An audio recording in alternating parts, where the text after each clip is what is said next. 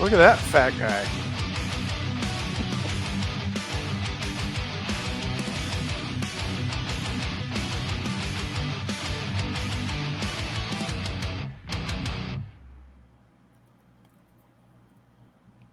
Good evening and happy Tuesday, guys. Welcome to the Idle Zone Syndicate. What's Our up? topic tonight, all things August. Oh, Yeah. That got deep. Yeah. Yeah. Well, John, you missed last week. yeah, I did miss. I watched it.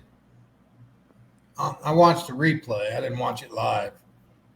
We had a pretty good visit with Travis and It was good. teased him a little bit. That was good Definitely for him. appreciate him coming on. It was a good talk. Yeah, it was good. But you missed it because you were in Iowa I was in Iowa. Yeah. with grandbabies, Mm-hmm. the fishing adventures. Yeah. What up, Alex? There's Alex Torkelson saying howdy. Yeah. Kind of practicing what we preach a little bit, taking some kids fishing. I like it. Yeah. I mean, I try to.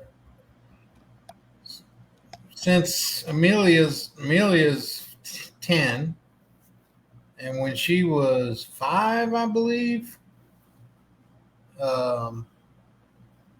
I stopped when I worked at Bass, and we'd have a northern tournament or something. I would always plan kind of vacation around that trip. So, if we had a tournament in Minnesota, I'd leave a week earlier, or I'd stay a week late, and I'd swing through Iowa and spend a week with the Brett and Nicole and the kids, and we'd always do a couple tournaments. And when she was 5, we did our first Tuesday night. There's a little Tuesday nighter. They fish different lakes around Oskaloosa, Iowa. We did our first one, and she loved it. She absolutely loved it. She didn't. In a tournament, we talk about taking a kid fishing, and sometimes we can take them fishing, and when we're just fishing, they might get bored. If the fish aren't biting, or if you're not catching them quickly, and they might get bored 3 or 4 hours in. But if you throw your money in a little $50 Tuesday night or whatever, they love. Her first one when she was 5, she loved going up to the table and giving the guy the money, and watching him and I had to explain everything that was going on.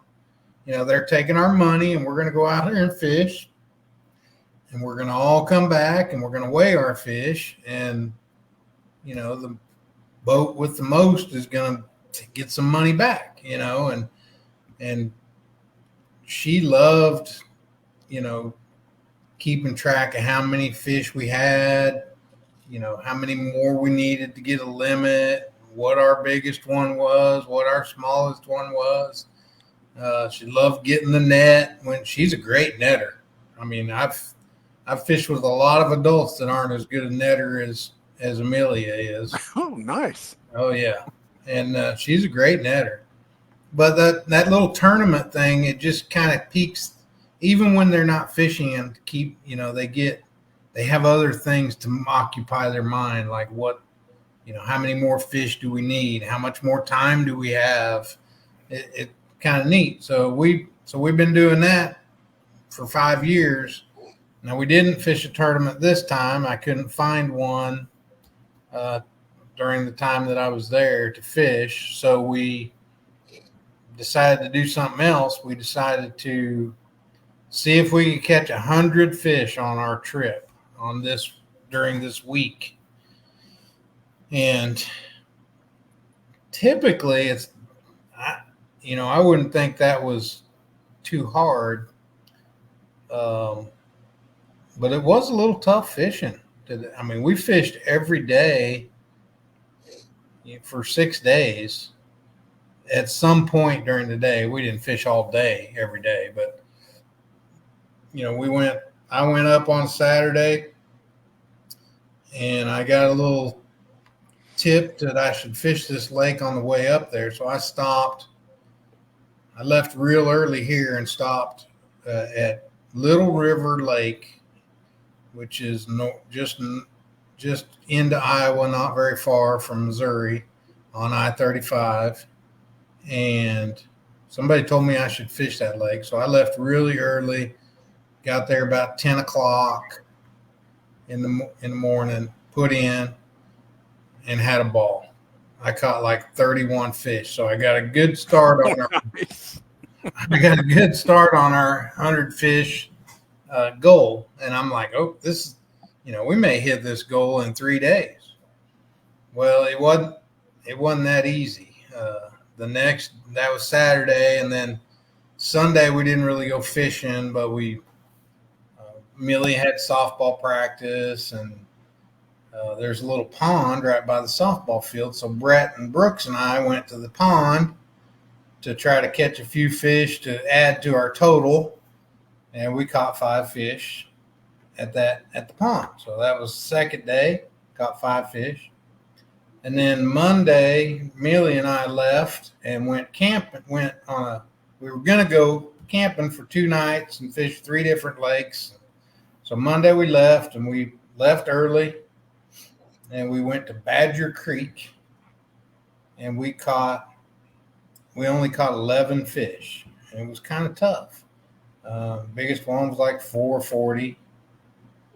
And then we moved on to our campsite, which was at a different lake about an hour from there. Set up camp. I mean, we had a tent and everything, so we set up, and then we went to another lake. I take that back. Badger Creek, we caught 16 fish. And then we went to the other lake, and then we went to 12 Mile Reservoir, and we caught 11 the next day. So our goal was kind of not really, we weren't on track. And then we were supposed to get some bad weather. So we decided to, rather than stay another night, we would go, after we got off the lake at 12 Mile, we'd go grab some dinner, and then we'd go put on at Green Valley Reservoir for the evening and try to catch a few fish to add to the total. And then we would head home because it was supposed to storm, and then we'd fish somewhere else around Oskaloosa if we needed to. Let me backtrack. So at 12 Mile, Amelia caught the first fish. Actually, at Badger Creek, she caught the first fish. While I was sitting there retying, she threw a whopper plopper out there and caught a fish. And so she was excited about that. She had 2 or 3 fish that day. And then the next day, she had a goal to catch 3 fish and get her personal best, which we guess was somewhere around 1.5 pounds. We hadn't really kept track. So she not only did she do that, but she was having trouble with her little Zebco 33 casting, and she wanted to know if she could try a bait caster. So I'm like, yep, it's time for you to learn to throw a bait caster. So we, went through all that and what you had to do with your thumb and all that. And she picked it up immediately. Cool. Like immediately. Yeah. She never put it down the rest of the day. And she got a few backlashes, but they weren't big backlashes because she wouldn't allow it to get to that point. And she'd be back there picking it out a little bit. And anyway, long story short, she caught her first fish on a bait caster, and it happened to be her personal best, which it was 257, so it was almost 3-pounder. And Cool. she was. I wish you could have all. I haven't went through all the tape. We recorded almost all the fish catches, but I don't know. The camera's kind of behind her, so I don't know if it showed this. But I wish y'all could have seen her face when I netted that fish. Like, it was the greatest look on her face, like shock, and just excitement and everything all together. So, that was her. And then she caught 3 more fish that night when we switched lakes after dinner. She caught the first fish at the new lake and 3, and I only caught 1 that night. So she caught 3 fish, and I caught 1. And we were there for about an hour and a half, and then we loaded up and came home. And then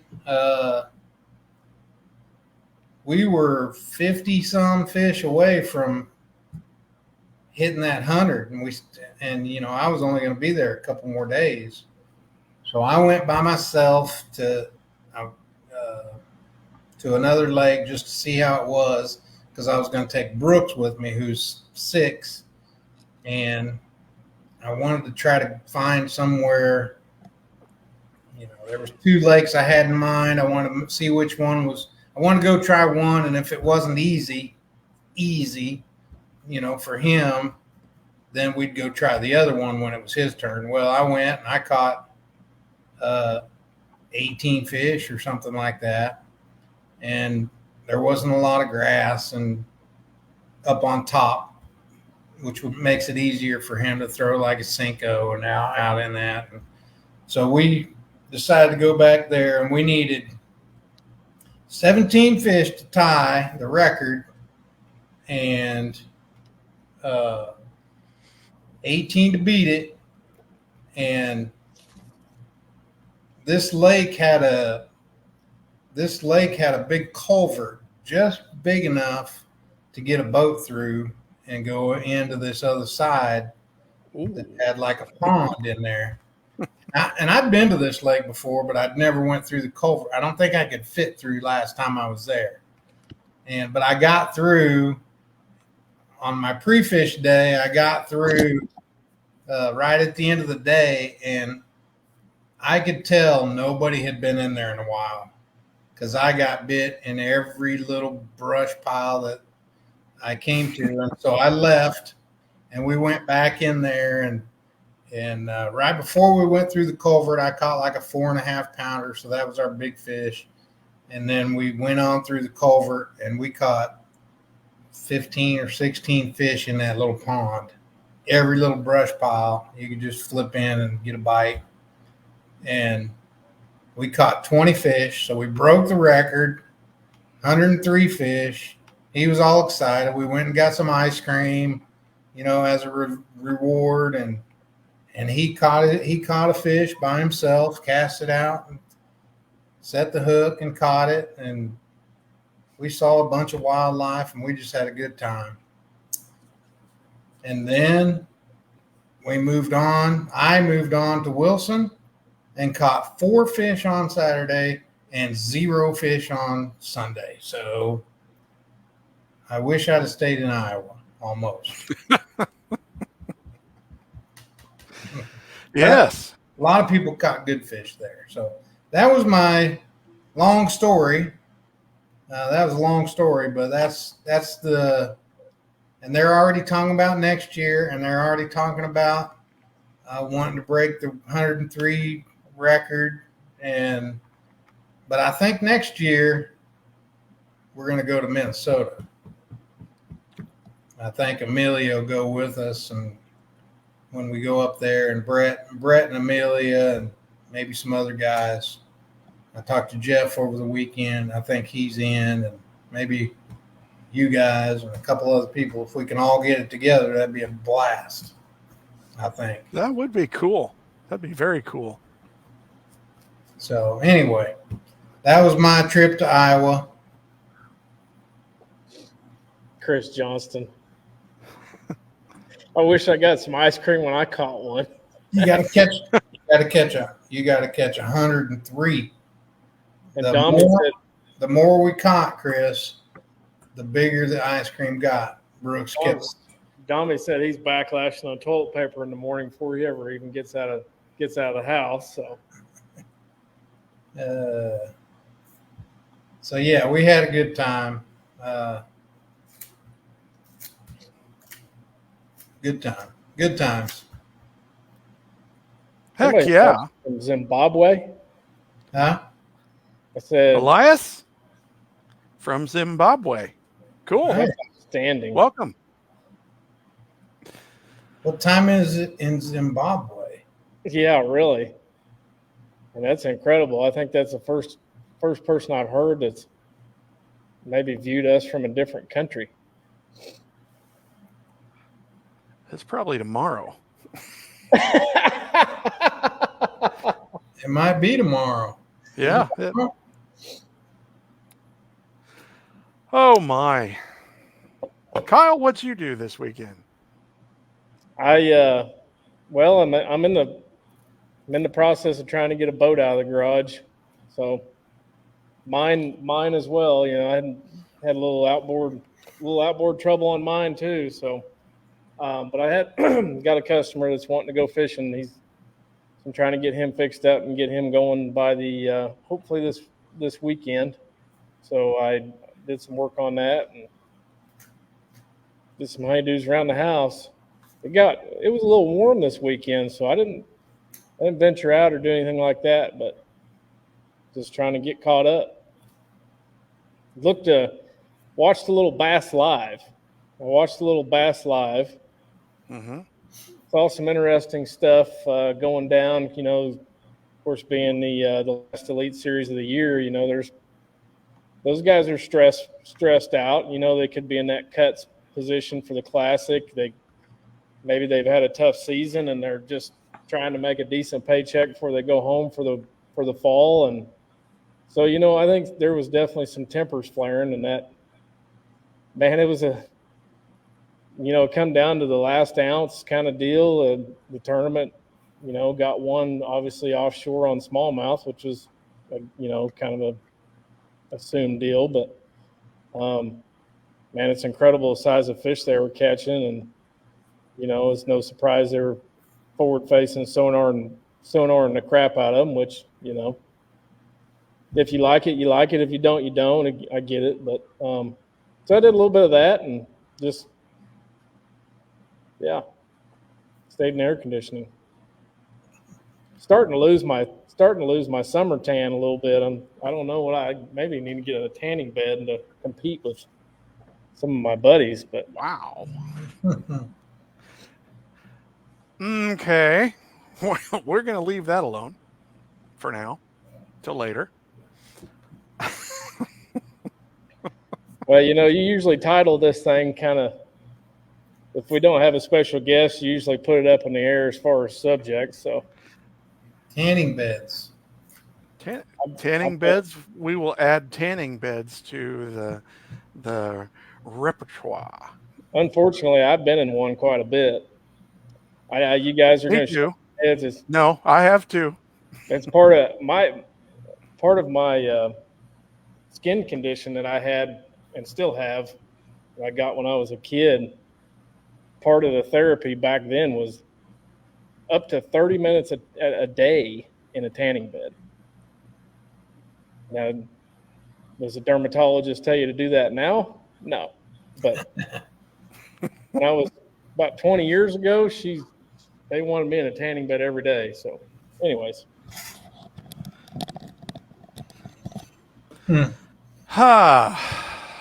Well, Wilson, we had nice weather for August. Nice. It was nice weather. It was like 86 on Friday and rained by golly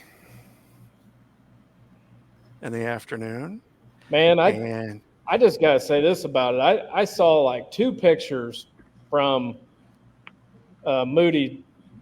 he texted me a couple pictures of him on the water, and that must be the prettiest lake. That is really cool. The stone, the way it was colored, and just the way it looks is completely different than anything I'm used to fishing. So It's It is. It's like if you've been to Moab, like Utah or through Yeah. parts of Colorado, it's the same way. And it's just like you're driving along, on the prairie or farm ground, and then here's this that doesn't belong in the middle of this situation. Yeah, was You that? know? I guess that's limestone, right? A lot of it, yeah. Yeah. I don't know. It was kind of neat. Just a couple of pictures he sent was like, wow, that's kind of cool. He's in the back of a pocket, and it looked like, I don't know, it's just kind of cool. Yeah, it's a neat lake. So the fishing was spectacular, I heard. It, for some guys, it got pretty good on Sunday. I mean, actually, both days the fishing probably wasn't bad. I mean, you can't look at my weights by that or some of the others, but Mark had two decent days. He had a good day on the first day. And I think they got a check, 4th place or something like that, and big bass, second big bass, and so took home some money, and they had a pretty good day, and 2 or 3 others had decent days. 12-pound bags. It was 4 fish. Yeah. So that's 3-pound average. Sure. Were those bags pretty much in the top 5? Were they all mixed? Were they smallmouth, largemouth? Yeah. I mean, I didn't see Saturday. Mark could probably answer that question. He bumped fish Saturday, so I think he could tell you. I know on Sunday I helped bump fish, and I think it was pretty well split down the middle. There was a lot of bags that had like 2 and 2 in it. There was a few that were all smallmouth and a few that were, I don't know if there was any all largemouth. I think there was a smallmouth in just about every bag. I could be wrong, but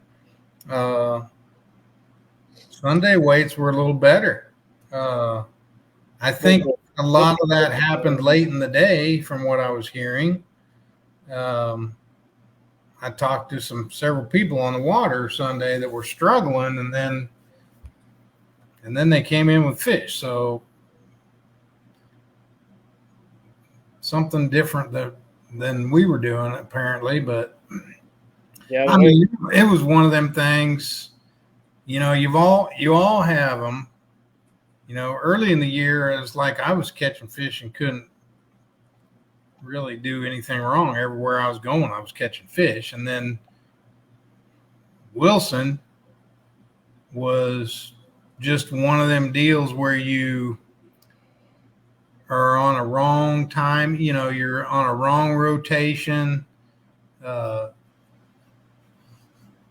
day one, I know for a fact that Kevin Miller and Todd McClure caught a 4-pounder on a spot that we had just left, a short time before that, and that was on our rotation, and we hit it 2 or 3 times, and they came in between us and caught a fish. And then same thing happened on Sunday. The guys that had that big 470 smallmouth, we watched them catch it off a point that we just got done fishing for like a half an hour. Throwing Carolina, we fished it slow around that point, and it had this rock ledge thing on it, and I even pointed that ledge out to Jeff, and we moved up on it and fished it a little slower and moved around and we no sooner got on the backside of that point, and those guys come running in there and made like 4 casts and caught a 470 smallmouth off of it. So, and I talked to that guy, and he said they hit that spot like 10 times. and on the 10th time they catch one. So it's like we were just on a wrong timing deal on our rotation. Our rotation was bad. Jerry Holsly said he caught 3 of his keeper fish off the spot that Jeff and I started on both days. And the difference was day 1, Jeff and I started on that spot and rotated. We hit it like 3 times. Day 2, it got in our head. We started on it and we gave up on our rotation. We went looking for smallmouth. And if we had stayed on our road, who knows if we'd have caught them, but that's what happened. They came in there later after we gave up on our rotation and caught them. We caught fish in spots that I know guys had already fished. There was a couple coves that guys had already been in, and we came in on our rotation and caught fish. So it was one of them deals. I mean, I ran up there Wednesday and fished about half a day and just ran points, on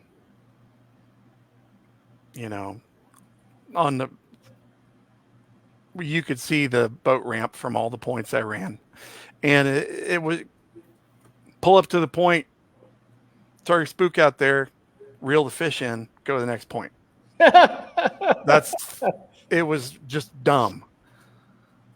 Yeah. So that did not work for us this weekend. So, and it's probably a timing thing. It's probably that simple. So. I wondered if somebody was fishing on Wednesday, or if they were just sitting around thinking about what are we going to text Kyle to mess with him about, because I got a text at 3:30 said, "Ever seen what a boat looks like when the hydraulic steering fails and goes up and down?" And I was like, "Oh boy!" And then, thankfully, real short after that, me neither. Ha ha ha! Just back from lake, steering better. Steering never been better. And I was like, "Phew-wee." There was a few guys that pre-fished, I think. Moody was there for a week and a half. Oh yeah, his favorite lake. Mm-hmm. Well, while Mark's still on, and while of course John's the co-host and still on, thank you both for all your help again this past weekend, especially on Sunday, because man, of all the things in the world to prepare for, how many times in your life have you been in an east wind in Kansas that strong? Not in Kansas. I've been. Yeah. I had one tournament in Kennewick, Washington, where we set up, and the wind switched and blew so hard that before we could continue weigh-in, we had to turn the trailer around. Oh, wow. It was blowing hard during the weigh-in. Well, that's what happened to us on Sunday. So ended up pulling the old beater forward right up there in front of the scale and opening the door and anything else we could think of to try and block the wind. But we persevered.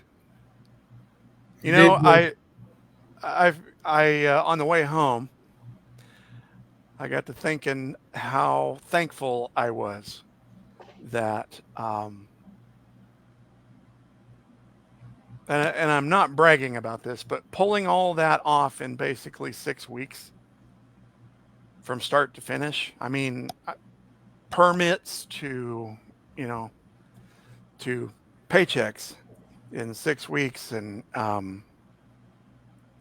it's very humbling. It was good. Y'all did a good job. Had a lot of people.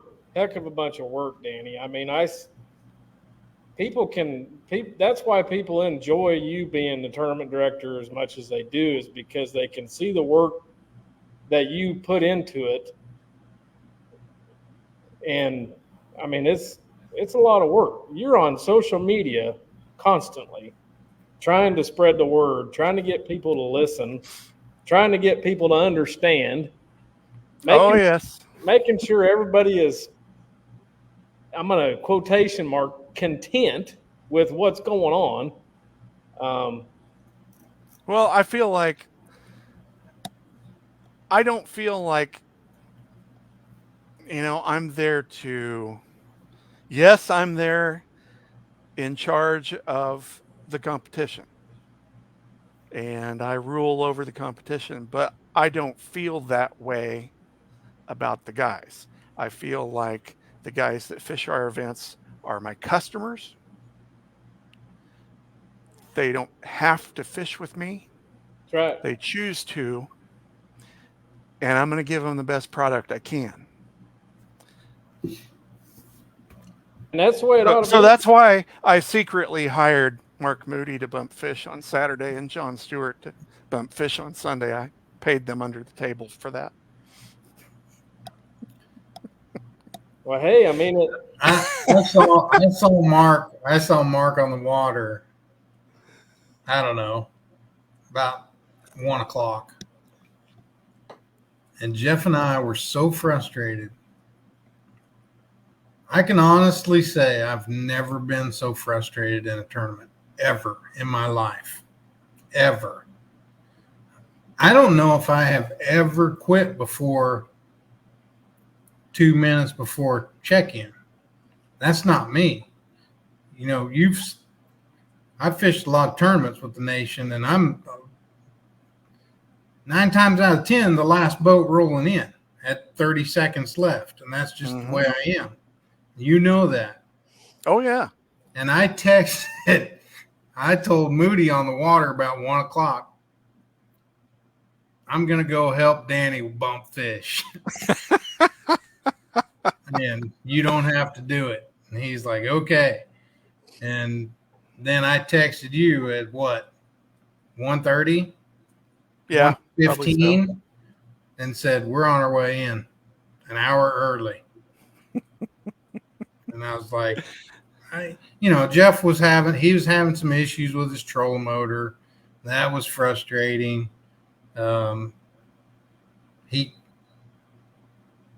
Maybe you know what it is, Kyle. It's brand new Lowrance Ghost, and it's just shutting off.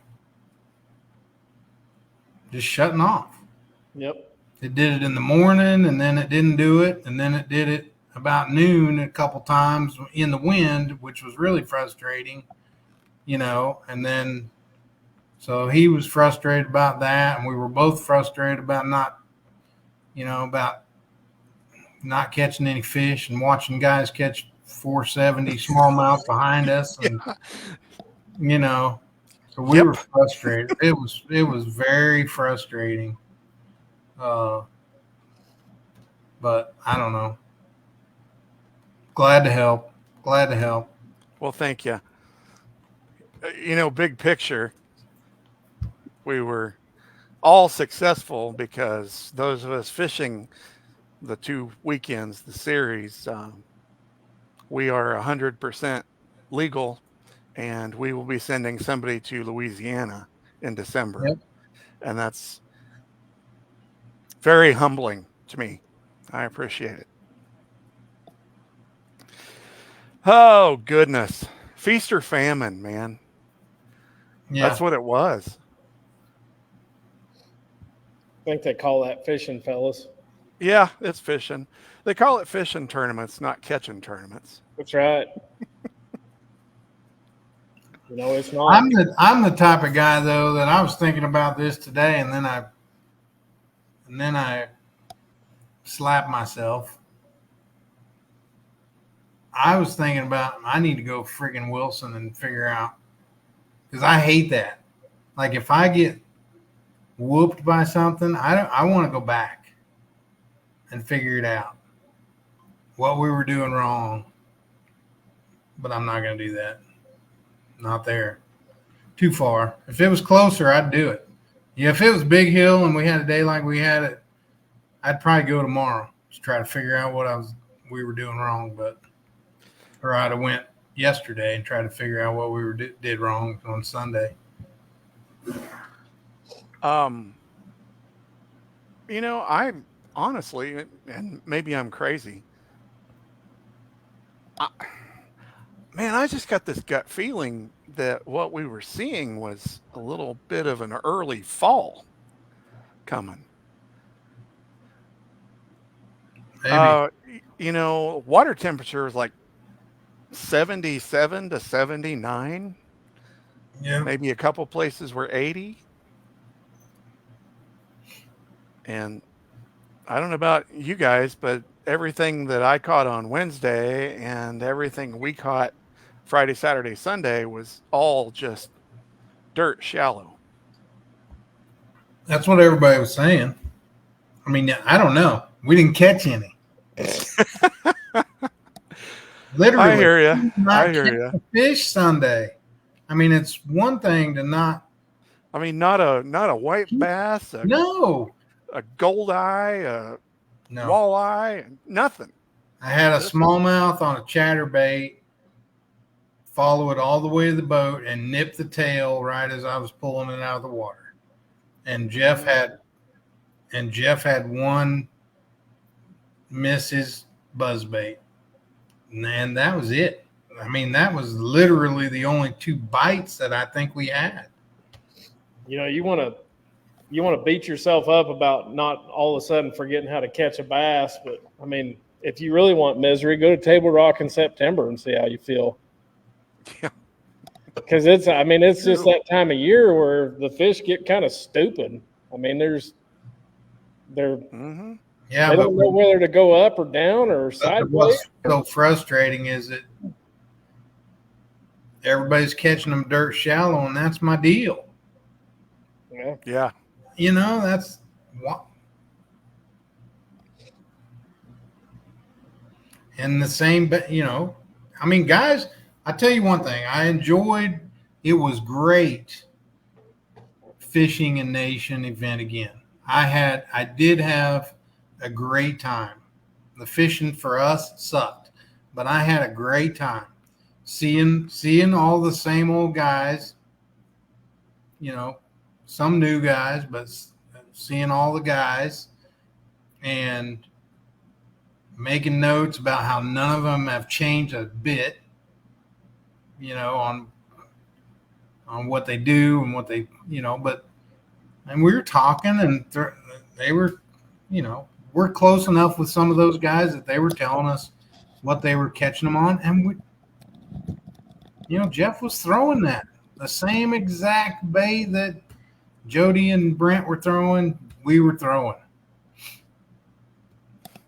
So I don't know. Grandpa always said it because you wasn't holding your mouth right. Yeah, I guess. Oh my! I mean, that's a good, Jeff. I mean, there was a lot of carp in the areas we were in.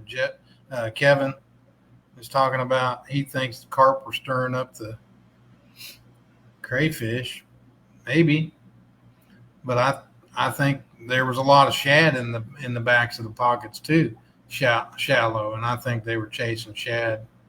And Justin Harris just commented Jerry H was fishing 25 feet of water.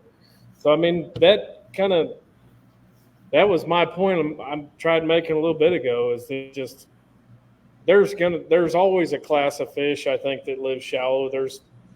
You got a little bit of both right now, especially if that lake didn't stratify, or maybe it's fixing to break up a little bit and kind of the oxygen content's kind of the same deep as it is shallow kind of deal. It just depends on if has the lake gotten any fresh water in it, has it had wind on it, and yada yada yada. But I mean, all that can factor into making a fishery really tough.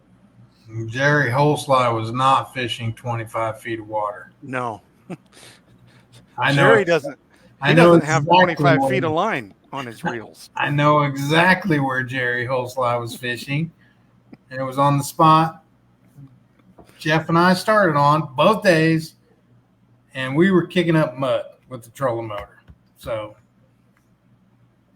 Did you guys get in like a big giant circle and play rotation on the points or what? yes, That's kind of how it works. yes, Okay. pretty much. What's up, Brandon? Brandon had a good weekend. Yeah, I saw that. 2 night derbies, wasn't it? I think he won the Back to Monday nighter. Yeah. Did you win? I don't know. Did he win the Saturday nighter too, or the Thursday nighter?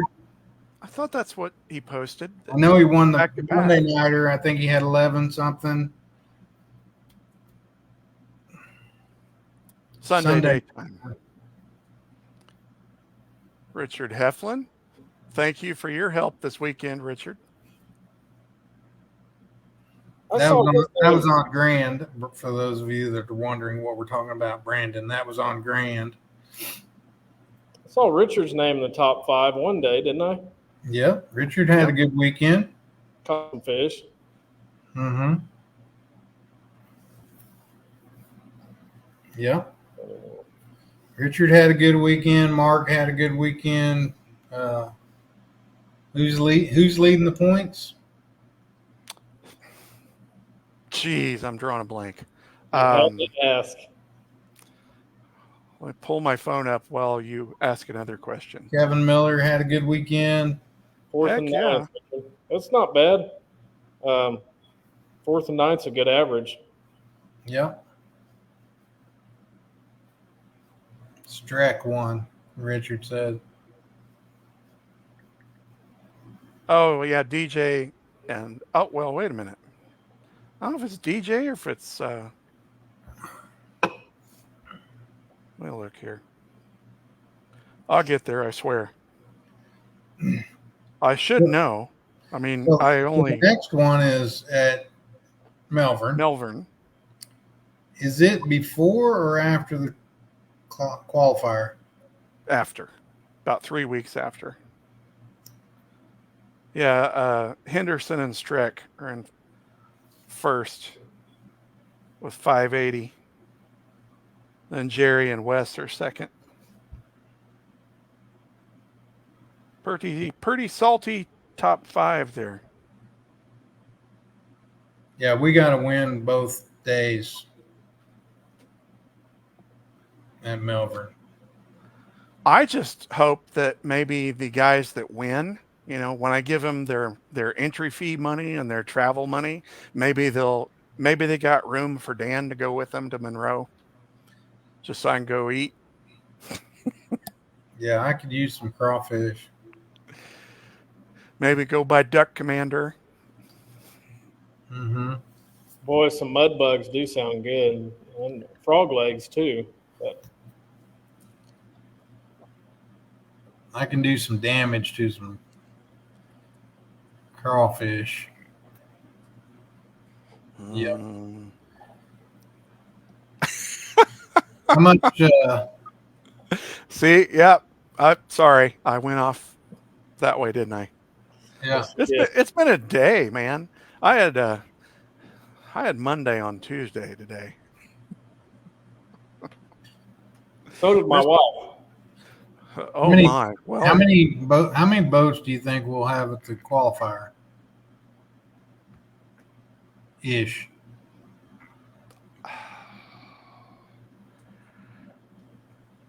I didn't think we'd have very many last year, and I think they ended up with like 36.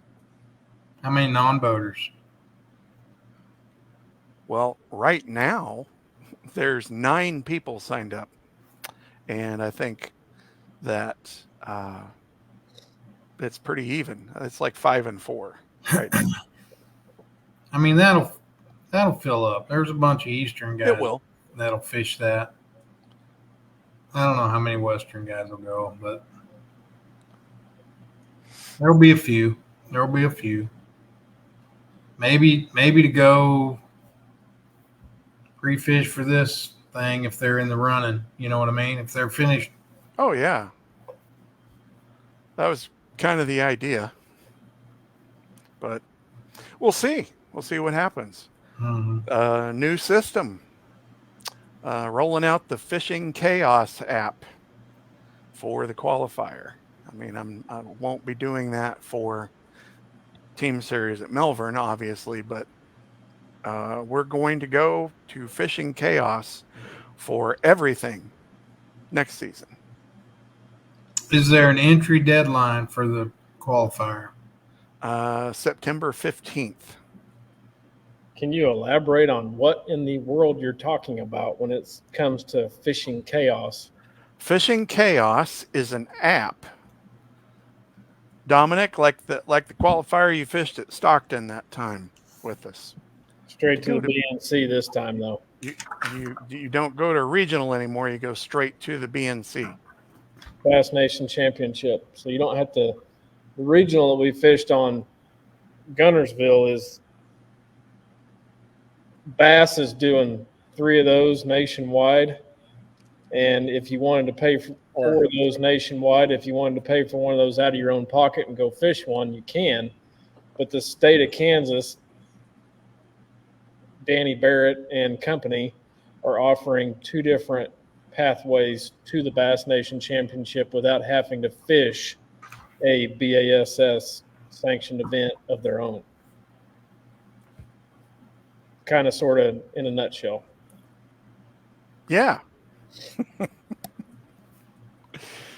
What was I answering before that? Fish Craze app? Is that what you said? Oh, Fishing Chaos. Okay, so Chaos. Fish crazy. Jeez. Fishing Chaos is an app for your phone, laptop, whatever device.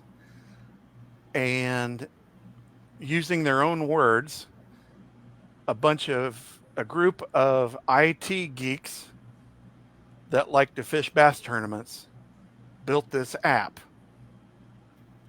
And it is amazing. You can collect your dues for your organization through this app. You can create rosters through this app. You make an event on the app, like this BNC qualifier at Melbourne, and you go in, sign up, pay, all right there, same site.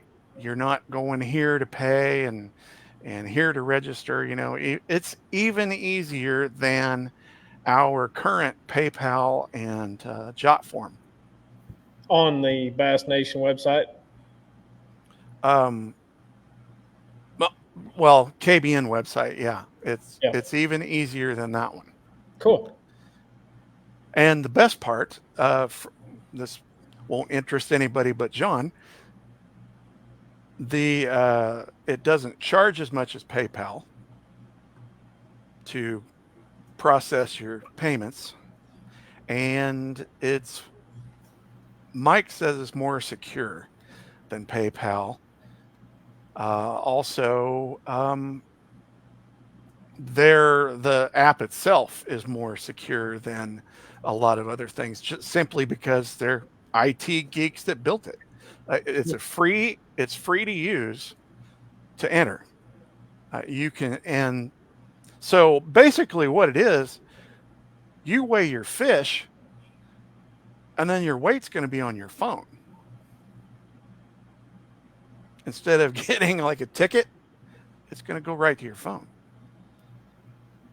You'll be, at the end of the day, you can open the app and it'll show the daily weights. It'll show your partner for the next day.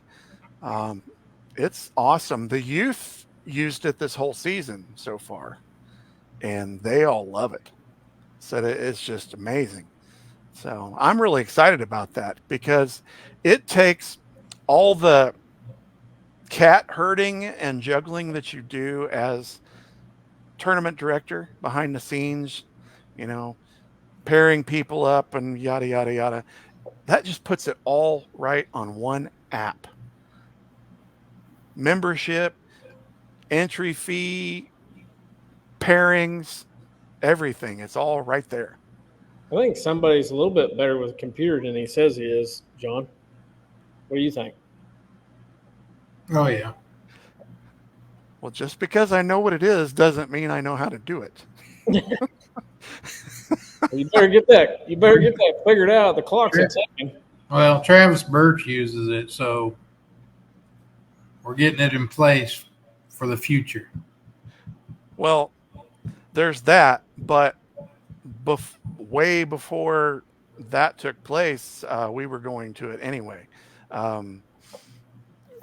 It's also because, like Travis and I, the last two presidents and youth directors meetings at the BNC, talked with other states that use it. Florida, for example, does all their nation stuff on this fishing chaos, and finally checked into it. Mike Turner and Jeff Nolte and I had a conference call or Zoom call with the owner, and he answered every question we could think of. And Mike's a pretty techie person, and he asked him some really technical crap that I had no clue what he was talking about. And just love it. I mean, just download it and play with it. It's really user friendly. It's simple to use. Catching up with the comments over here. Travis has joined us over here in the comments. Oh yeah, it texts your boat assignments. It's like the bass text when things need to be sent out mass, storm warning, something like that. You can hit the guys all at the same time with a weather update or whatever, and it's cool. So we've trying, what this reminds me of, John? Where we are right now. You remember way back about 200 years ago, before we had a website at the KBCF, and we still did printed newsletters. Mm-hmm. And then we had, all of us youngsters were in favor of going and having a website built. Mm-hmm. And all the older guys, well, it's just a fad. It's never gonna catch on. Why would you? Nobody's going to use it. Right. It's the same thing 20 years later. Mm-hmm. So I'm looking forward to it. I think it'll be awesome. I don't have to do anything with it this round. I'm going to be helping Travis, but Travis is in charge, and he had done that before. I had nominated him. So we asked Travis if he'd be interested in running this qualifier. So going to have a good showing at Melbourne. So that's my next focus. I got to get everybody all jacked up to go fish Melbourne. Well, if I fish it, it's probably going to be a last minute deal because I need to see what happens here.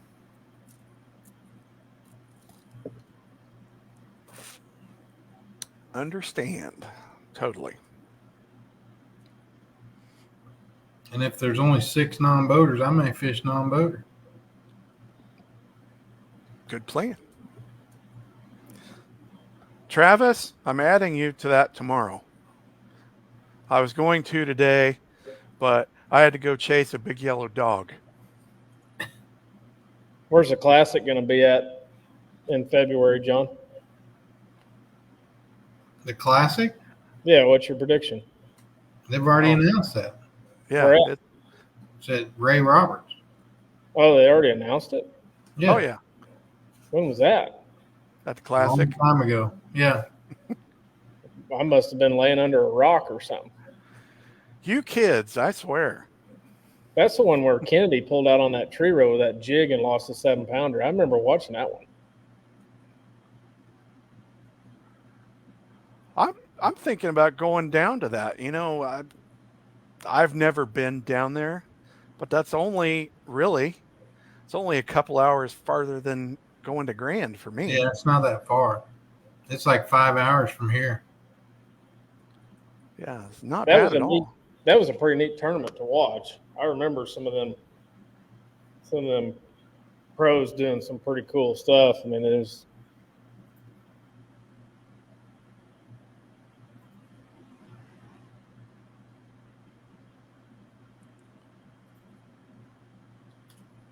Well, I'm trying to create an account on Fishing Chaos, and it's not letting me.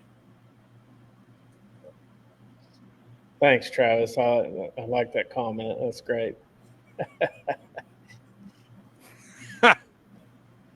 Dude, if you only knew, I must be already signed up. I don't even hardly watch TV, buddy.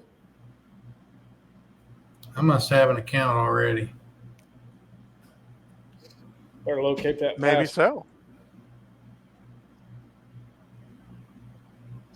After all that trouble with Danny a month ago when I got my Facebook broken, Oh yeah. all that crap, I still cannot get back into Instagram. Which you can see how heartbroken I am about it, but it's just like, Oh yeah. doesn't make any sense. But I still can't log back into Instagram. Oh, John, Travis just told you that yes, you do have it because you fished WFT at Grand. Oh yeah. So it's a matter of getting your password, probably. Yeah, I'm logged in now. Cool. Yeah, I'm logged in. All right. That was easy. And Mike Turner made a video about creating an account using the app. That's pretty slick. And tomorrow when I get back onto all that, I'll bump that up to the top so everybody sees it. Super easy. Chris Johnson, is Melbourne as good as Milford? For me personally, Melbourne is way better than Milford. It's a lot bigger where you don't have to run to different spots and you're not following each other around. Not. He's lying. It's half as big as Milford. It's like right around 8,000 acres, I think so. I think that's what it is. 7,500, 8,000, something like that. Pretty good size but Predominantly smallmouth. There are keeper spots. They're in 2 or 3 spots. Good largemouth in the lake too. Yeah. It's just a matter of timing. Man, that sucks. I mean, getting your butt whipped on your home lake is just. Yeah. Let it go. Onward and upward. I didn't catch a keeper in 3 days. So I'm like, I think the bigger issue with Wilson is they need to figure out what's wrong with the fish, amen to that. the smallmouth. But there was one largemouth on Sunday that looked like those smallmouth. Yeah, did. It was so skinny that it was stiff. Like when I first handled it, I'm like, this fish is dead and been dead a while, but it wasn't. It flopped in my hands, and I was like, man, that fish is so skinny, it's nothing but bone. I talked with Clint Von Felt and Brandon Garrison a little bit about that the other night, and So the new fisheries director of fisheries, of course, he's a biologist also, Brian Sowers, is in the Hayes Club, Yeah, and he's planning some tests on those smallies. that's what Clint was saying.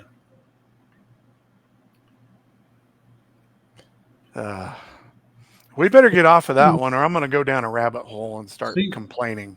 I mean, back in the day when, we were talking about in the parking lot, we were talking about all the different lakes we used to fish. And of course, that was when there wasn't any water in Cedar Bluff and, all the western one. When I was in Salina, and we'd fish,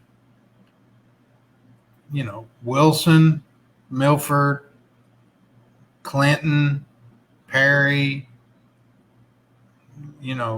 Smithville, Hillsdale, El Dorado. We hit all those lakes, Mm-hmm. and usually just fish one lake a year, and spread it out. And now it's like there's 2 or 3 lakes that everybody goes to, but the one time we went to Wilson every year, Bruce Zammerslaw, who was the biologist in that area back in the day, no longer with us, but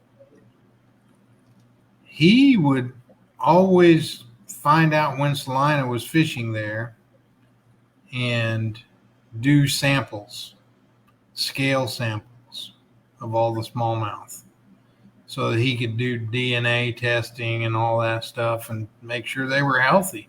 And I don't, do they do that anymore? I mean, if not, they should be. They should be doing that stuff.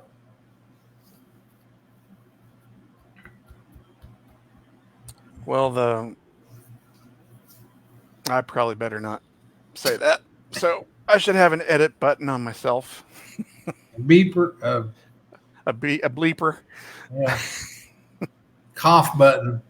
I wouldn't want to say anything like the $900,000 that was spent spraying the reeds at Wilson. I wouldn't want to mention that $900,000 spent doing that. Yeah. No, I heard that. Moody told me that, and I just was like, why would you spray? It can't be. I don't know. I'm no biologist, but it can't be healthy. No, you're putting chemicals in the water. It sounds crazy. And to be completely forthcoming, it's the Corps. Well, It's not Wildlife and Parks doing that. It's the Corps of Engineers. hopefully they're taking some sort of samples for the drinking water and making sure it's not leaching into the drinking water or something. I mean, Jiminy Christmas. It's the last thing you want, some nasty Roundup chemical in your drinking water. No kidding. Oh boy, we better switch gears here quick. Maybe we need to have him on. That's an idea. Well, it'd be like a firing squad. Oh, maybe not. Maybe No, not. I mean, He's a cool dude. hey, Hank said he'd come on. Really? Yeah. Well, that'd be fun. I talked to Hank for an hour the other day, and he knows that I don't agree with the direction they've gone, but we can have a cordial conversation. Well, sure. And what direction are you talking about? he can try to explain why they're going where they're going. And I pointed out a couple things why I don't think that direction will work the way they're going. And we had a cordial conversation, and we talked about this podcast, and he said, "I'll come on." So we should have him on sometime. Sounds good. You know, that's one of the things. I'm just going to say this out loud because I've been thinking it for quite some time now. Honestly, Oh God. let Let me get the 5-second button ready. that's one of the issues that that a lot of people have right now is they cannot have conflicting opinions and have a conversation. Yeah. about something. Agreed. I mean, they want to get on social media and, but what's good? What good's that going to do? You're just spreading negativity. I mean, Yeah. why can't you just have a conversation about it? So what if you don't agree about something? And what do you do? I mean, it's going to happen. It's life, right? Moody said he feels sorry for the scorpions and the rattlesnakes.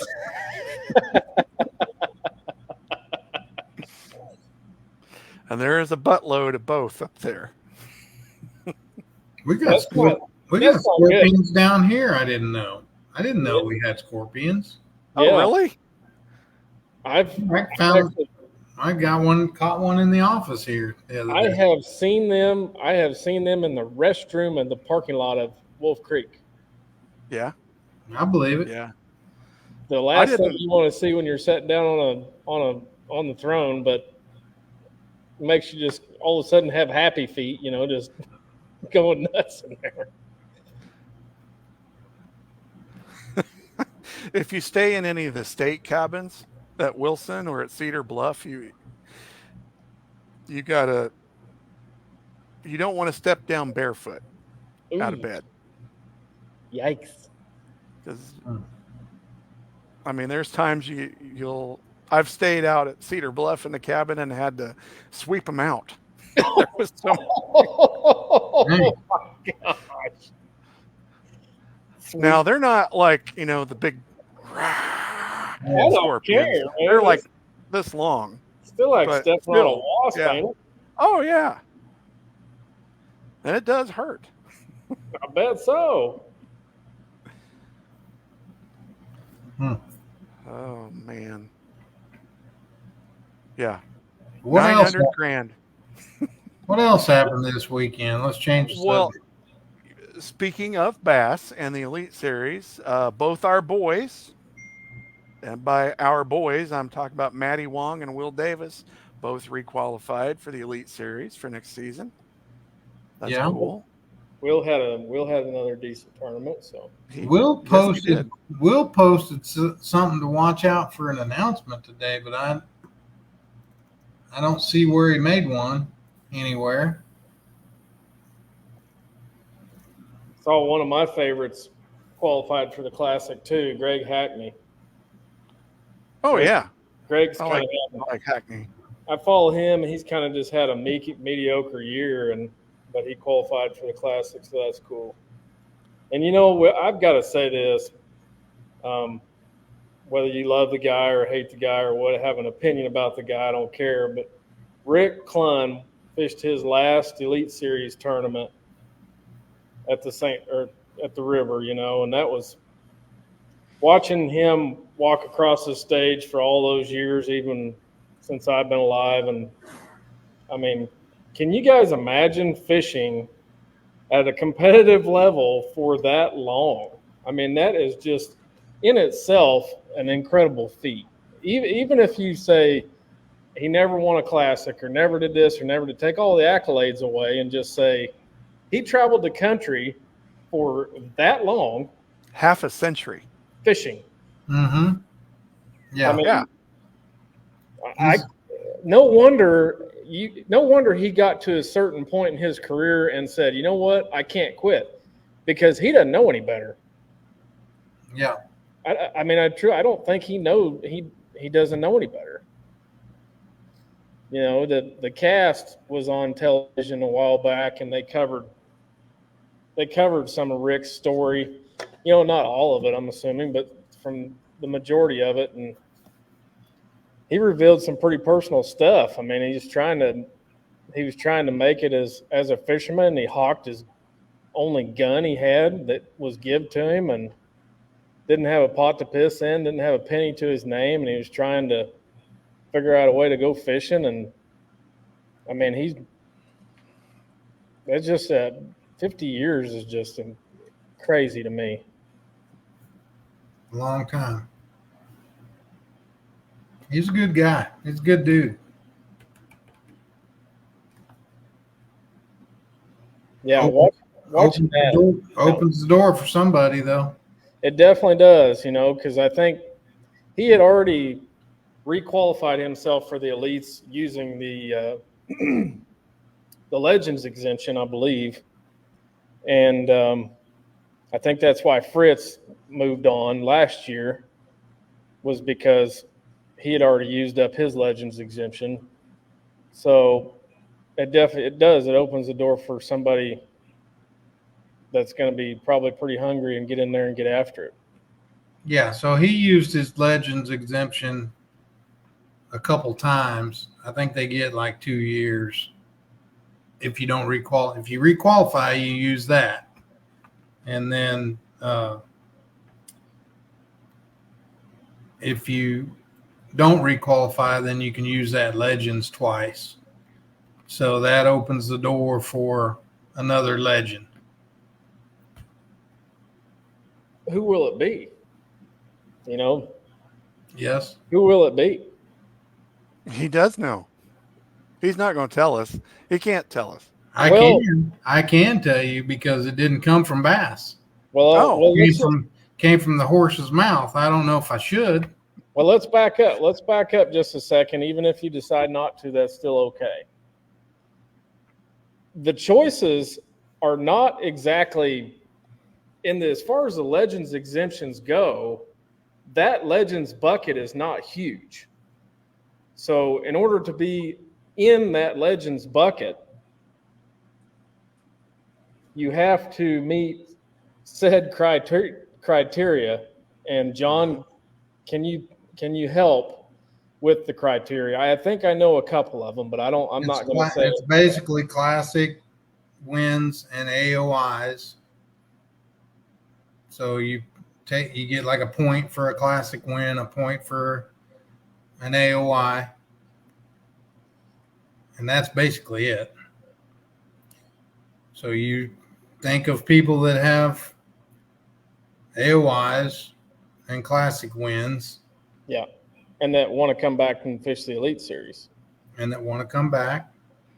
Or maybe have, we're not talking about an angler that had a tough year that's not going to requalify, are we?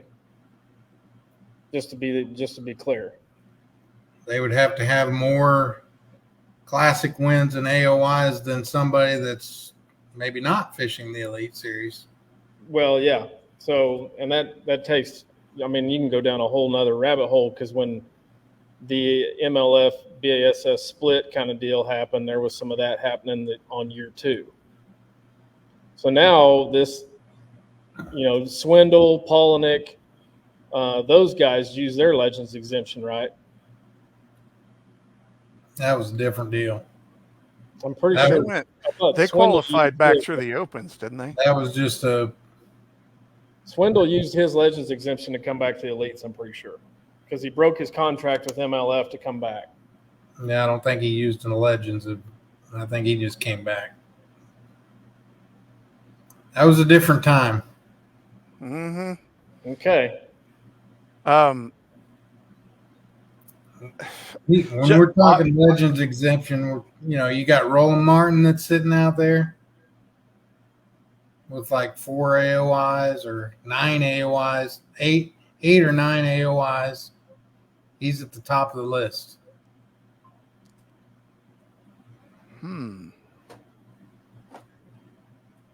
Interesting. Well, Scott, he's been in the Elites now for 2 or 3 years, and Roland's not coming back. He's filling, and he's trying to fill his dad's footsteps the best he can. But I was going to say, I don't think Roland's coming back, so you can scratch him off. Yeah, Swindle won an AOI. Swindle had an AOI. He's actually had 2 AOIs. Yeah, he won some Elites. He's got the years in too. I think if after the Classic and after the AOIs, they do an average of time, that plays into it, but it's mostly AOIs and Classics that are the guys at the top of the list are going to be your guys.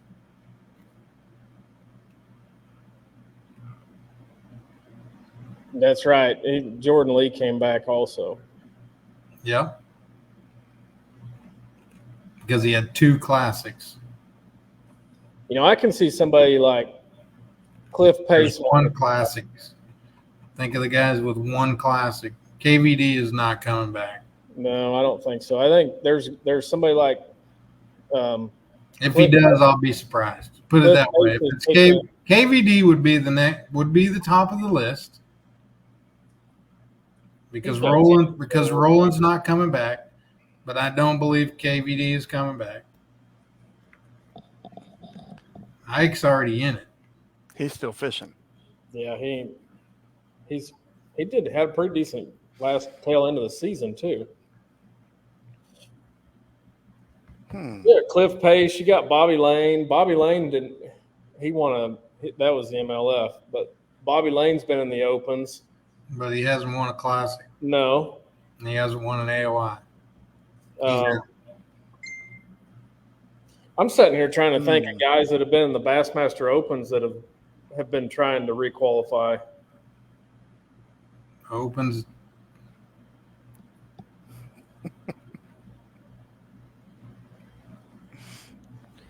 I don't know. I'm kind of drawing a blank at the moment, but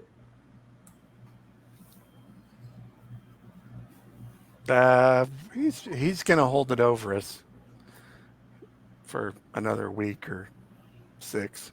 I wonder how long they'll wait. Well, I mean, to announce the anglers for the elites, or what? To announce the legend, it'll be a while on the elites, the anglers, because they can't go all the way down the list until they know whether the nation guy is going to accept, the nation guy is going to accept. So they got to wait for that. And is there? I'm sure there's a certain time frame where the elites, if they want to fish next year, they have to pay a deposit. So they'll probably wait until after the day of the deposit day or whatever. I'm sure, right? Yeah. To make sure people are locked in. So. Yeah. They're still going to have a field of around 100. I think that's always their goal, isn't it? Give or take. I think some years they've been a little bit. Depends on what year you're talking about and who whines the loudest. Yeah. I mean, some years they've been pretty fat. They had like 108 or 9, I think. I mean, they had 75 that one year, and that was the goal, was to get to about 80. Well, MLF's got 30-some, so they're going to be that. And then when the guys that were below 80 started crying, they went back on their published, written, in the book, this is how many's fishing next year. They went back on it because they didn't want to hurt their feelings. I think Edwin would be kind of cool, but I think he's an owner of MLF. Not a fan.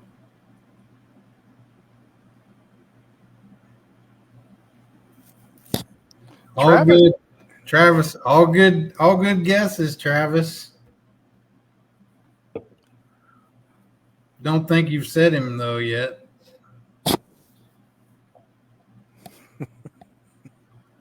The process of elimination. Yeah, just start ringing them off.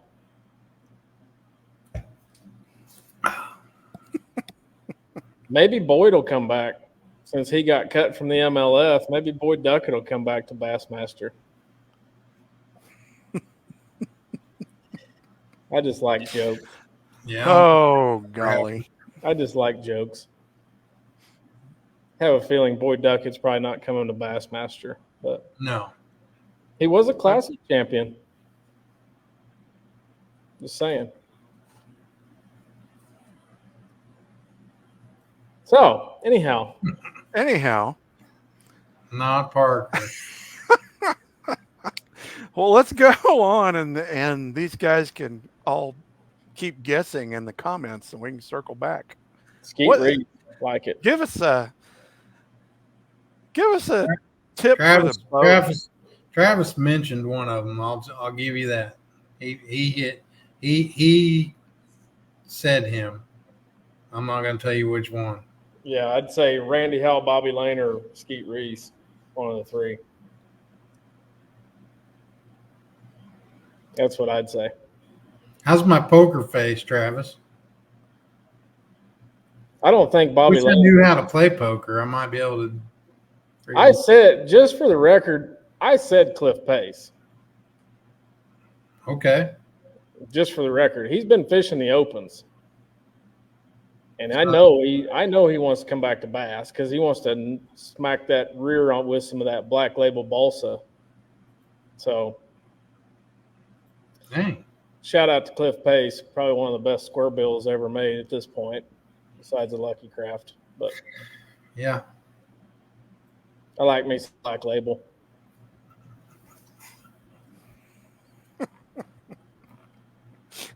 Davey Height. Not Davey. Davey's got him made. I think Mark Zona needs to start fishing the opens and try to qualify as an elite. As many years as he announced, I think he needs to get into tournament fishing. Didn't Zona fish? He's a heck of a fisherman. Yeah. I mean, he fished the opens Back in the day. Yeah. Mm-hmm. Yeah. He would catch him when they went in the northern. So I think he'd catch him everywhere. I think he's a really good fisherman, but Yeah. He is. Biffle, I'll catch you. He's fishing the National Professional Fishing League with. I'm wondering if that's what Will Davis's announcement was going to be. Going to go to the NPFL too. You know what? Every week we talk about bass and MLF, and we really haven't even touched on NPFL No. to this point. And there's some serious sticks fishing that thing. Well, when they started, I was obviously listening to a lot of the stuff that they were putting out, especially because I was familiar with Al, one of the guys that started that tournament circuit up, with him being an MC of Anglers in Action and kind of knowing him a little bit off and on the stage of the tournaments. I mean, they were offering a pretty decent deal as long as you had money to throw in a hat.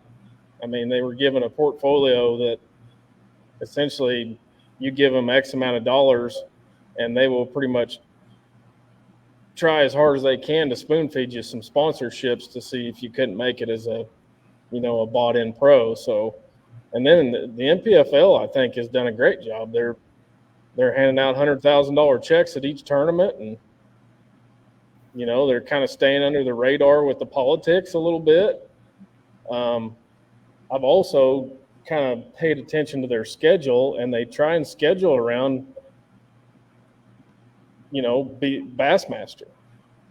So that way, if guys want to fish both, they can. So, I mean, they're doing things that make sense anyhow. That's smart. Yeah.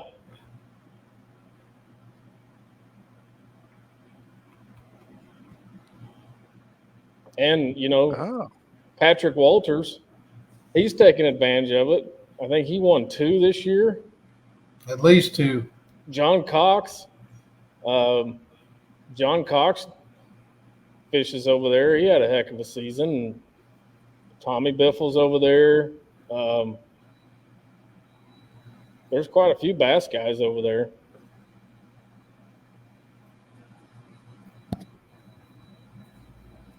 Oh, Travis. Yeah.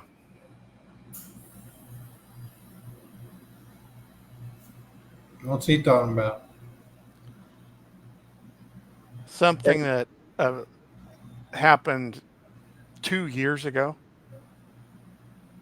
Current events.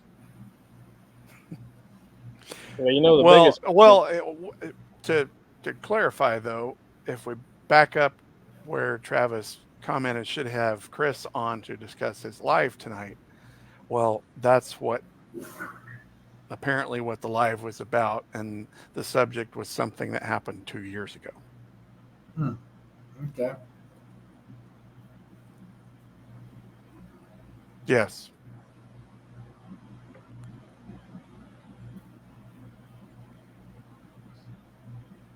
Basically, one team caught a fish and gave it to another team. Ah. You know, No comment. teams in the same club, yada yada yada. Mm-hmm. Yeah. Oh. No comment. Moving on. Back to the. Well, it gets back to the ethics Mm-hmm. issue that we were talking about this weekend. I mean, there was a little bit of, not that, a different subject, but, you know, when you get parents that weren't brought up in the bass club or whatever, they're just, their kid comes home and says he wants to join the fishing team. So they go out and buy a boat and they go all in, but the parent really doesn't understand ethics and rules and all that. You know, I don't want to, you know, that's just part of it. That is. Unfortunately, that's We haven't done, like we talked about, I think we somehow haven't done a good enough job teaching the parents before we teach high school kids, you know, teaching the parents what ethics and rules and how things should go during the tournament, you know. yeah. Sometimes it should be common sense. Most things are common sense, but just flat not knowing any better. But I think when you're fishing a point and somebody comes in and you're clearly going around this point and you're almost out to the end to start going around the other side, and somebody comes up to that point and starts fishing that other side, you know, Yeah. 30 yards from you, I would never do that. I would never do that. And people do that. And I don't know whether they just are that set on winning that they have to do that, or they don't understand that that's not right. Mm-hmm.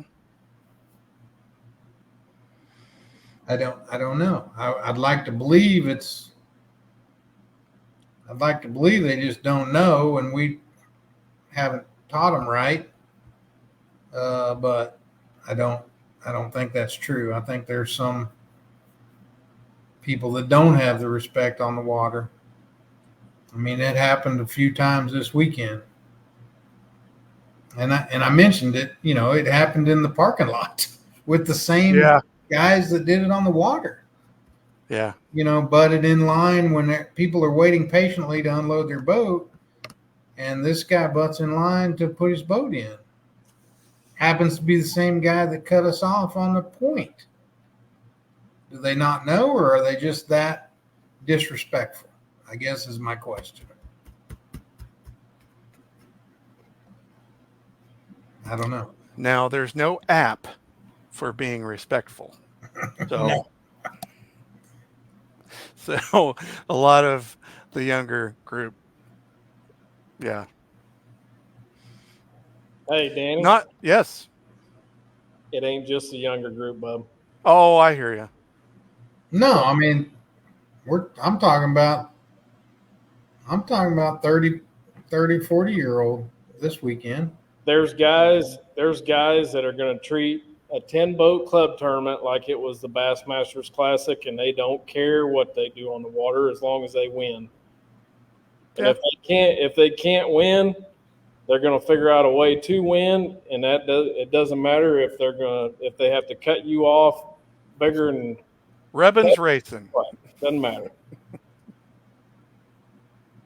Well, I mean, then you see stuff like this that happened this weekend on the elites, and that's where they get it from. Oh yeah, yep. And that's where they get it from. People are watching that. Young people are watching that. Well, people that are aspiring to be on the elites or in the opens are watching that, and they're going to emulate their heroes or their whatever. The not to get too deep in the woods about it, but the Oh, there's the catchphrase. He said Every time you say that, okay, we go spiraling out of hour. control. As we're at an hour and 31. we can change the subject now, and I'm fine with it. Not to get too deep in the woods. Not to get too deep in the woods about it. Well, I mean, 45 minutes later. You guys remember a river lake, the Tennessee River Lake, when it was ledge season, and I can't think of the guy's name that had fished there for 2 days, and then on day 3, the other guy beats him to his spot, and then they pull up, and they're playing bumper boats with each other, and the one guy says, "Screw you! I've got work to do. I'm going to head to the house." Now that is crossing the line, in my opinion.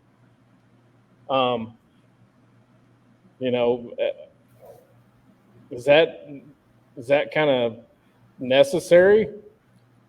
I guess if you have a way of putting it into perspective and putting yourself in their shoes in that given moment, I can kind of see where one of the Johnston brothers may have thought, he was the one that showed that spot to said angler on television. But I heard that, and I heard somebody say that Bass Live is showing where all these guys fish, and these guys are watching Bass Live, and then they're going to those spots. Well, I'm sorry, but Bass Live, their GPS, when they show where these guys are, half the time they're nowhere near that. okay. Where they're showing. Like we watched the classic, and they showed where Hamner was, and he wasn't nowhere near where the little dot on their screen said he was. Which takes me to my next question. How did Robert G. on 100 and some mile stretch of river pull up on that exact spot? Those guys do that all the time on every lake.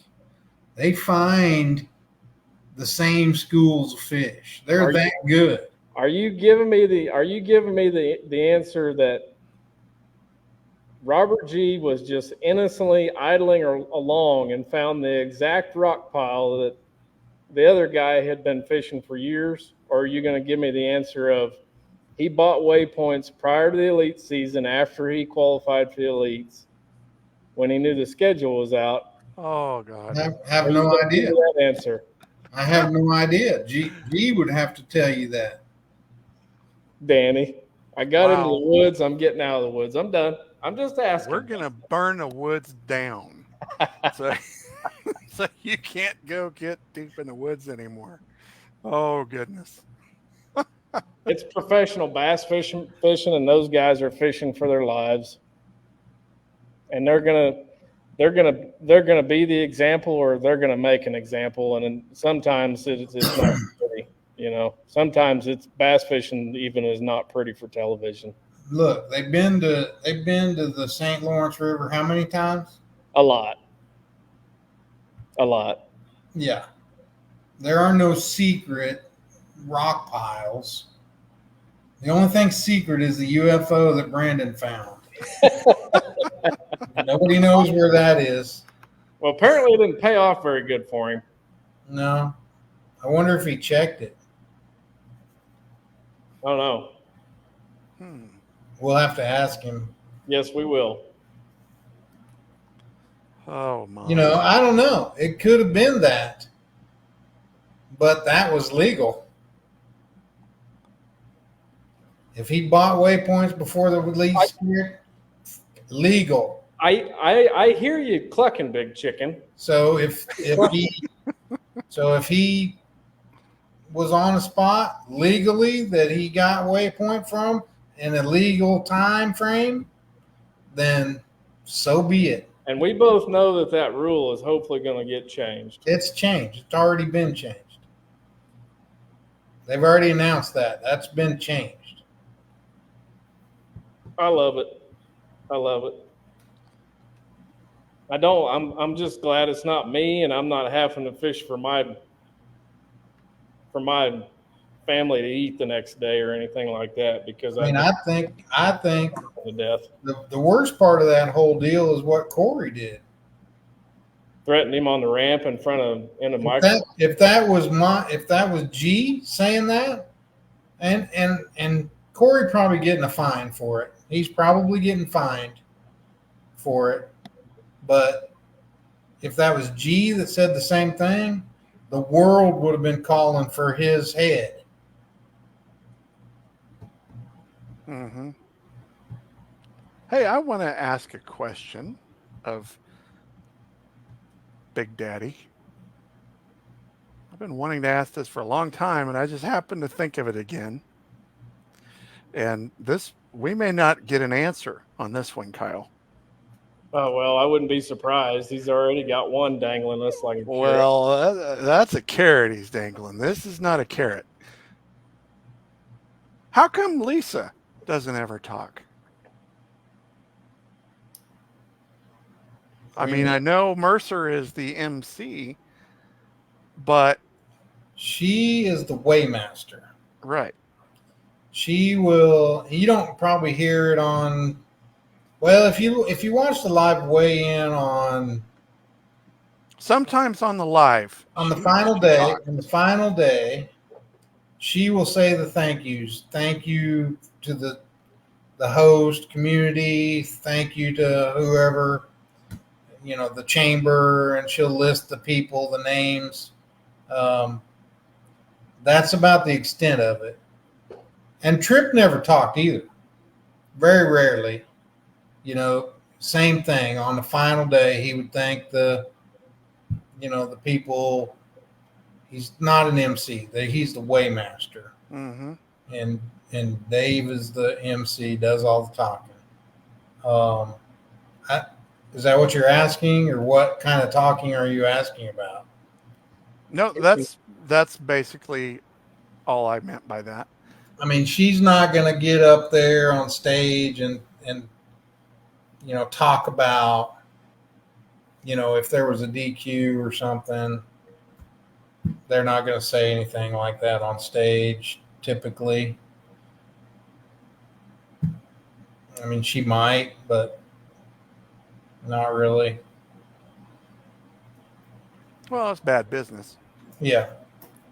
I mean, she's the tournament director, the elite tournament director. So she runs the logistics, rules side, making sure takeoffs go good. She's at takeoff in the morning and just kind of behind the scenes, making sure all that runs good. That's kind of her role. And then Chris goes to most of the elites. He doesn't go to them all, but I think he's went to all of them this year. He oversees all the tournament departments, all the different levels. And he's really kind of at the elites to make the hard calls, really, I think is what Chris does at the elites. Well, okay. I'm satisfied with your If response. you'd asked me 2 years ago, you got a different answer. Okay. Thank you. That's more where I thought you were going to go. 2 years ago, I was not in a good place. I understand.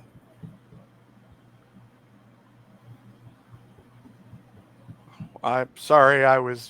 There was something shiny.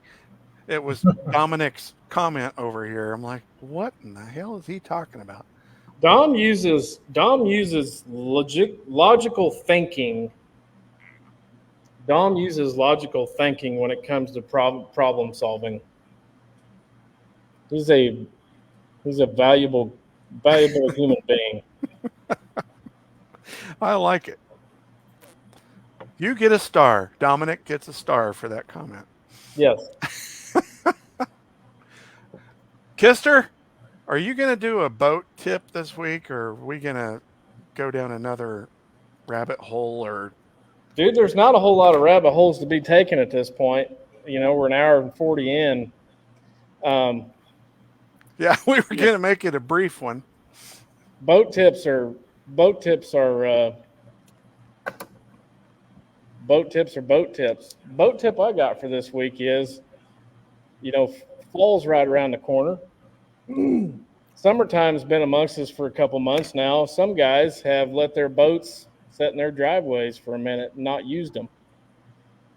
Some guys may be getting their boat out once in a while, but something that you need to do before you go fish the qualifier or start that team series championship trek 2 hours away is pull it out in the driveway and fill your live wells up full of water, or put some water in your live wells. Make sure a line didn't get dry, cracked, and bust. You put your boat in the water at the boat ramp, even in practice, and you don't catch it in the right time. Let's say a live well line's busted off, and then, oops, my bilge pump doesn't work. Guess what? Your boat's going to sink. So, just simple stuff like that. Is your fire extinguisher charged up? Mine's hiding underneath my console on my driver's side. So, and, there's a time where it wasn't charged. It was under there, but, it's kind of do a little bit of a vessel safety check before you decide to go fish that championship or go fish that qualifier, and, just kind of look things over, nav lights, different things like that. John, earlier you mentioned your partner's trolling motor wasn't working right, and it's a brand new trolling motor. Well, how old's those batteries? How old's those batteries in that boat? Are the connections good and tight? I mean, it'd take 5 minutes to put a 9/16 wrench on all your battery connections and just make sure they're good and tight. It's a brand new purchase. I thought it looked brand new. I mean, it's not brand new, but New to him, yeah. It's a 19 that he bought from Russell Marine. It's got a brand new motor on it. It's a 19 with a 24 Mercury 4-stroke. But everything else, he's used his state team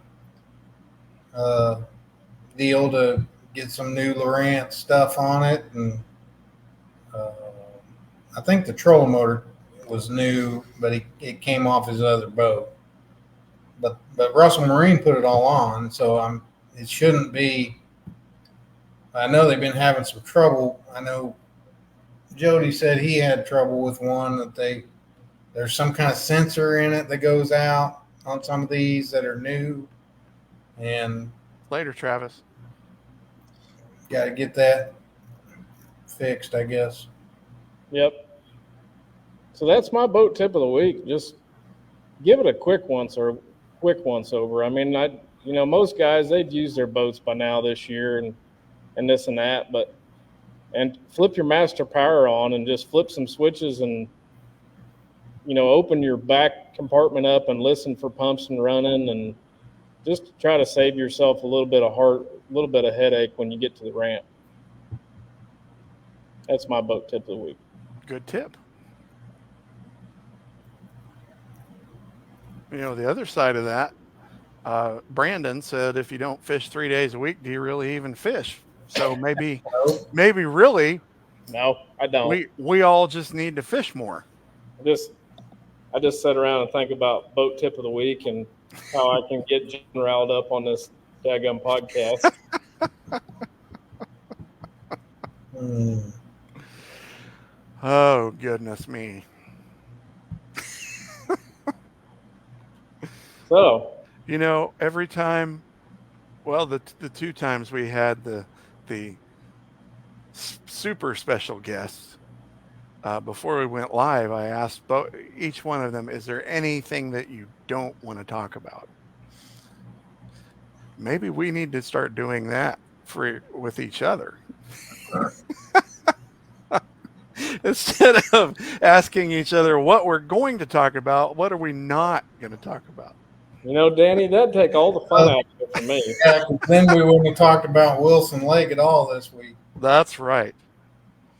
Just because it's my home lake doesn't mean it's the best lake in the western half of the state, or my favorite. What are we going to talk about next week? It's still August next week, so I hate August. I don't know. There's no. How about Dominic? Can Dominic come on next week? Okay. He's shushing me. Hopefully we have a special guest next week. That'd be good. Yeah, and I did have somebody, a viewer of ours, mention that he would like for us to cover something that we haven't covered yet a whole lot, and maybe we can talk about next week. He'd like for us to cover some techniques, some lures, just different ways that we go about fishing from the bank. Oh, yeah, we were going to do that last week, weren't we? Yeah. Crap. So Um, that's lingering out there too, and he's one of those guys that is really curious about the sport of bass fishing. Always has an open ear whenever he asks a question. He's always one of those guys that just kind of listens, and he would like to hear our perspective on bank fishing. okay. Something to look forward to.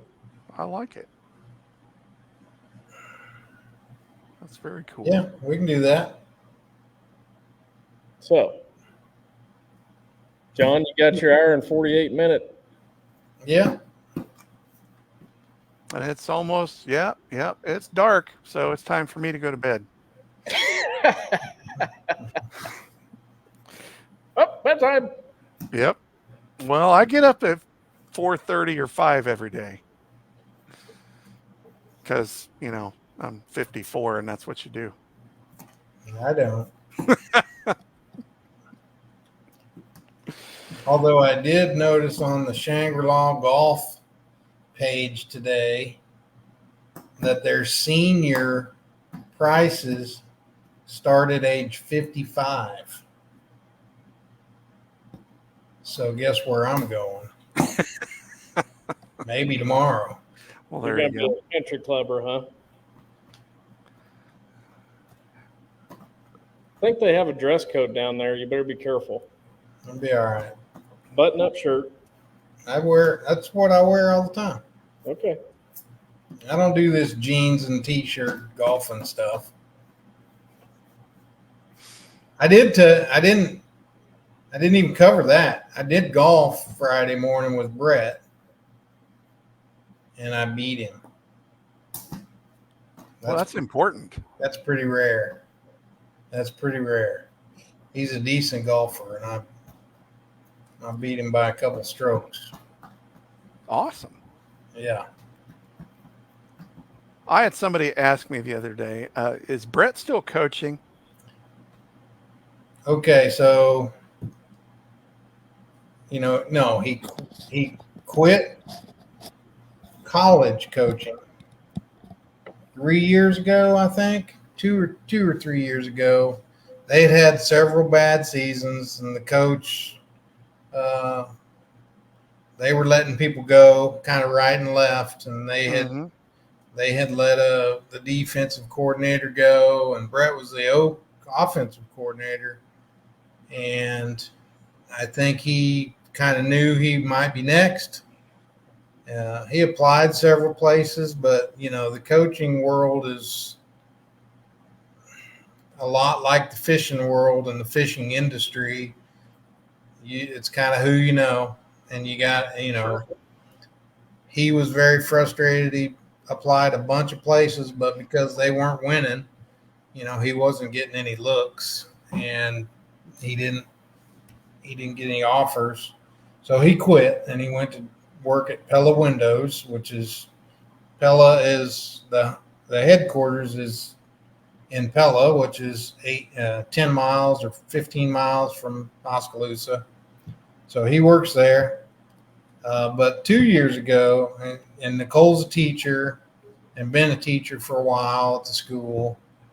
And so 2 years ago, they asked him to volunteer and coach, if he'd coach the O line. And he did that. And he said he'd never coach high school football. That was always his deal. He didn't want any part of the high school and parents and all that. So he volunteered O line for the last 2 years.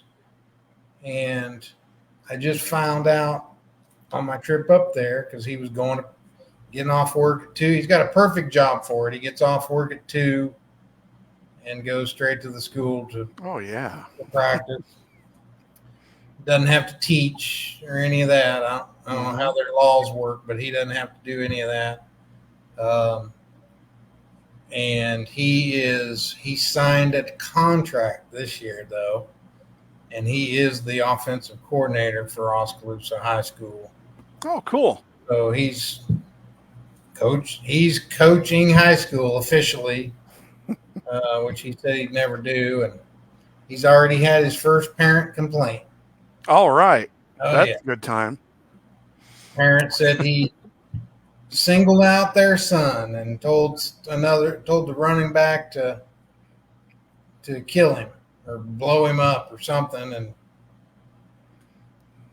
and he did. The senior running back blew up the sophomore linebacker, and mommy and daddy didn't like it. Then don't play football. Yeah. Good night. Exactly. Oh, I have many of the best memories I have of my adult life was with youth coaching, and I wouldn't give you a nickel for any more of them. Yeah. I thought you'd say your best memories of your life were getting decleated on the football field. Oh. I miss the kids being small enough that I could yank them around by their face mask too. I mean, the good thing is that the head coach knows him, and from when he coached at William Penn, and the AD knows him from when he coached at William Penn. And basically the head coach told him, welcome to high school football. This is what happened. We got you. So, and I know Brett didn't do that anyway. He just told the kid what he was supposed to do, his job. Yeah, that's what the running back does. And the kid did it. Very good. Well, awesome. So, yes, he's coaching, actually coaching. Cool.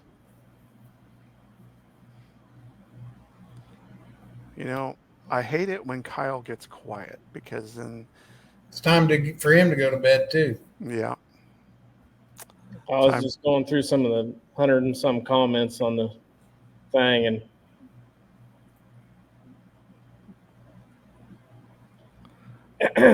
it's funny. I get a lot of people riled up, apparently. It's August. Man, everything's itchy and scratchy, and I hate August. If I could just fast forward to October. I really don't like fishing in September either. Yeah, I'd like that too, since we don't have any guests the next couple weeks. That'd be awesome. What do you have? TBF semifinal. So first thing we got in a couple weeks is the Veterans Tournament that the VFW puts on, and there are several guys from Kansas that come down to that every year. Larry Riffey, Don Dreiling, that group, and they've booked 6 or 7 rooms for that event. And then we've got some guys coming in to practice for the nation championship. So starting the first week of September after Labor Day, we're in pretty good shape. They were looking for boaters, Brandon. I don't know if you're doing that event, Brandon, but they were looking for boaters the other day, and I was thinking about doing it. I might do it. It's during the week. It's like Wednesday, Thursday, Friday thing, and you just take a veteran out. The VFW does it. They get the veterans here. They give them a rod and a reel and some tackle, and they pair you up, and they give you lunch, and they do a parade downtown for them, and you driving your boat through the parade, I guess. But it's VFW puts it on, Veterans Tournament. Cool I deal. don't think it's any cost if you're a boater and you. Oh. If you're a Blooper boater, reel. There's the blooper reel. I like it. if you're a boater and you want to do it, I don't think it costs anything. Just time, gas money. Oh, well, no wonder he fishes all the time. I only work Wednesday through Friday, or I would consider it. Yeah, no wonder he fishes all the time. Damn kids.